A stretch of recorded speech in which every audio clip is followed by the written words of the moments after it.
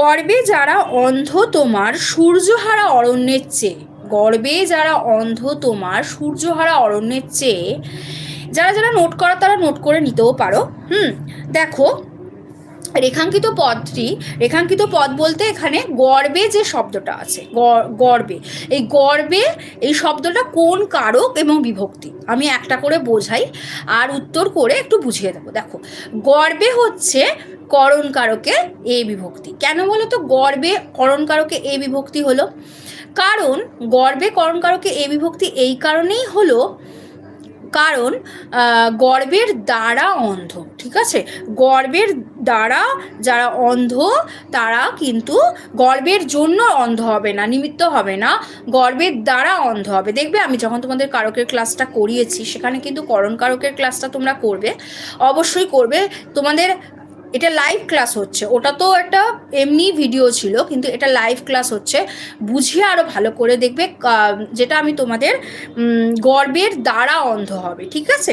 সব কিন্তু ওতে পাবে না, তাই জন্য বুঝতে হবে। গর্বের দ্বারা অন্ধ তোমার সূর্যহারা অরণ্যের চেয়ে, তাহলে গর্বের দ্বারা, তাই গর্বে হচ্ছে এই বিভক্তি এবং করণ কারক, ঠিক আছে? এবার দেখো, জায়া ও পতি সমাসবদ্ধ পদ, অনেকেই জানো জায়া ও পতি হচ্ছে দ্বন্দ্ব সমাসের উদাহরণ, এবং এটা হলো সমাসবদ্ধ পদটা কি হবে? সমাসবদ্ধ পদ হবে দম্পতি, তাই তো? দ্বন্দ্ব সমাসের দম্পতি, জায়া ও পতি হলো দম্পতি।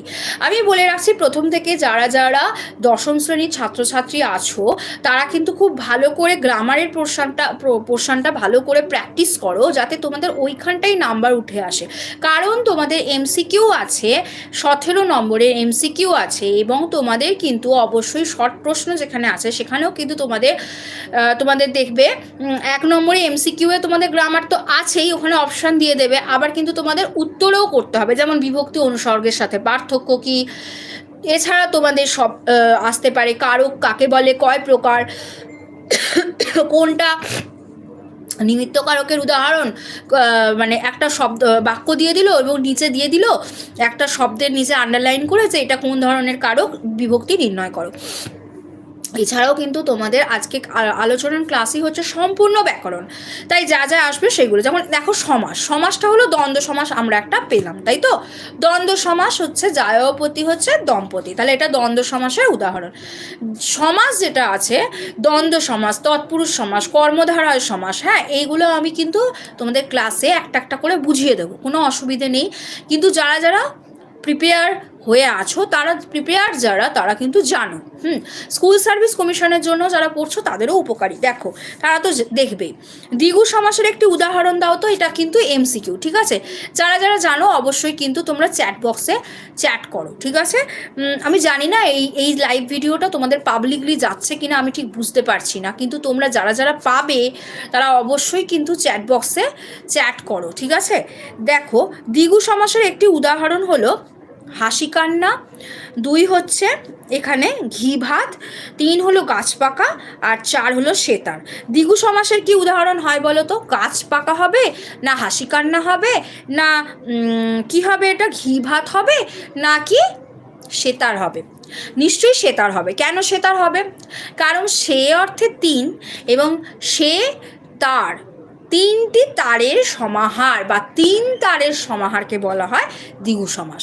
ঘি ভাত কেউ হবে না, ঘি ভাতও হবে না, গাছ পাকাও হবে না, গাছে পাকা গাছ পাকাও হবে না, এবং হাসি কান্নাও হবে না, হাসি ও কান্না। আর ঘি ভাত কিন্তু তোমাদের কি হবে, যেমন হা ভাতে বা ঘি দ্বারা মাখা যে ভাত সেইটা হবে তোমাদের অন্য সমাস, এই সমাস কিন্তু নয়। ঘি দ্বারা মাখা যে ভাত কখনোই কিন্তু তোমাদের কি হয়, দ্বিগু সমাস হয় না। আচ্ছা, গাছ পাকা গাছে পাকা সেটাও কিন্তু কখনোই, সেই তৎপুরুষ সমাস, কখনোই কিন্তু তোমাদের দ্বিগু সমাস হবে না। হাসি কান্নাটাও, হাসি ও কান্না কিন্তু দ্বিগু সমাস হবে না। দ্বিগু সমাস হলে সেতারটাই হবে, সেতার দ্বিগু সমাস, ঠিক আছে? হায় বিধি বাম মম প্রতি বাক্যটি কি ধরনের বলো? হায় বিধি বাম মম প্রতি বাক্যটি কি ধরনের? এইখানে কারা কারা একটু লাইভে আসছো দেখো তো, লাইভে তোমরা কারা কারা আছো আমি ঠিক বুঝতে পারছি না। লাইভে যারা যারা দেখতে পাচ্ছ, লাইভে যে ক্লাসটা হচ্ছে তোমরা কি এখানে আছো কেউ? তাহলে একটুখানি লাইক করো, লাইক করবে, কমেন্ট করবে, ঠিক আছে? কমেন্ট করবে, লাইক করবে, না হলে আমি ঠিক বুঝতে পারছি না।